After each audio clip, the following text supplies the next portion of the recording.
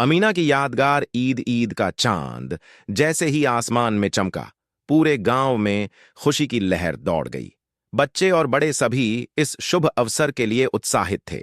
मस्जिदों से तकबीर की आवाजें गूंजने लगीं, बाजारों में रौनक बढ़ गई और घरों में तैयारियां जोरों पर थीं। लेकिन इस खुशी के माहौल के बीच एक छोटी लड़की, अमीना, अपने घर के आंगन में चुपचाप बैठी थी। अमीना एक गरीब परिवार से थी। उसके पिता एक मामूली मजदूर थे और उसकी मां घर पर सिलाई करके घर खर्च में मदद करती थीं। उनके लिए हर दिन संघर्ष से भरा होता था, लेकिन वे ईमानदारी और मेहनत से अपने जीवन को आगे बढ़ा रहे थे। अमीना का मन बहुत बड़ा था। वह अपने माता पिता की हर छोटी बड़ी तकलीफ समझती थी और कभी भी कोई ऐसी मांग नहीं रखती थी जिससे वे परेशान हों। ईद की तैयारी और अमीना की चिंता। ईद की तैयारियों के दौरान गांव की हर लड़की और लड़के नए कपड़ों, जूतों और खिलौनों की बातें कर रहे थे। अमीना के दोस्त भी उत्साह से अपनी नई चीजें दिखा रहे थे, लेकिन अमीना के पास नए कपड़े खरीदने के लिए पैसे नहीं थे। उसकी मां ने उसे समझाया, बेटा, असली खुशी दूसरों की खुशी में है। अगर इस बार हम नए कपड़े नहीं खरीद सकते, तो भी हम ईद की खुशियां मनाएंगे।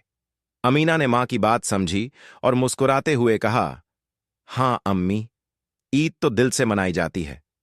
लेकिन कहीं ना कहीं उसके दिल में एक छोटी सी इच्छा थी कि काश उसके पास भी एक जोड़ी नए कपड़े होते। ईद की सुबह और अमीना का बड़ा दिल। ईद की सुबह जब सभी बच्चे नए कपड़े पहनकर मस्जिद जा रहे थे, अमीना ने अपने पुराने लेकिन साफ सुथरे कपड़े पहने और अल्लाह का शुक्र अदा किया।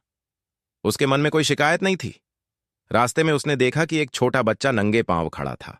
वह उदास लग रहा था और उसके कपड़े भी फटे हुए थे।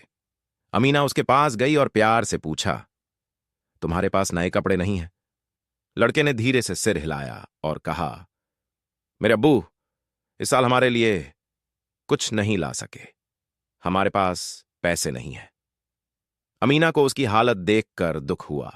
उसने तुरंत अपने पास रखी मिठाई की थैली उसे दे दी और अपनी मां से पूछा, अम्मी, क्या मैं अपने जूते इस बच्चे को दे सकती हूं?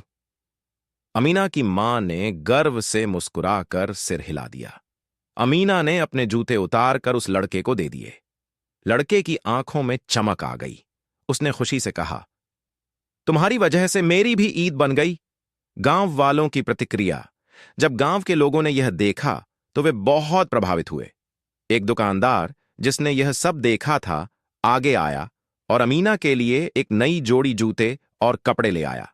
उसने कहा, बेटा, तुम्हारा दिल बहुत बड़ा है। अल्लाह तुम्हें हमेशा खुश रखे। यह तुम्हारे लिए मेरी तरफ से ईदी है। अमीना यह देखकर हैरान रह गई।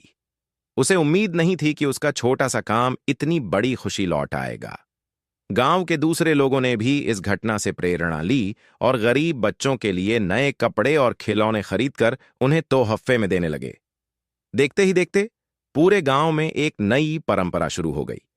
ईद की असली खुशी जरूरतमंदों के साथ बांटना। अमीना की सीख और प्रेरणा। उस दिन अमीना ने सीखा कि ईद सिर्फ अपने लिए नहीं, बल्कि दूसरों की खुशी के लिए भी होती है।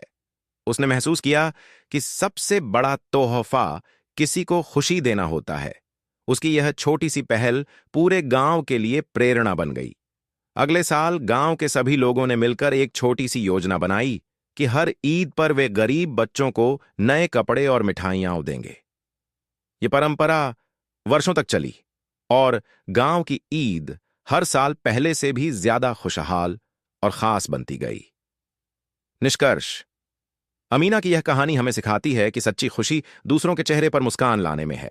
ईद केवल नए कपड़े और मिठाइयों तक सीमित नहीं है, बल्कि यह उन लोगों की मदद करने का मौका भी है जिनके पास ज्यादा साधन नहीं है।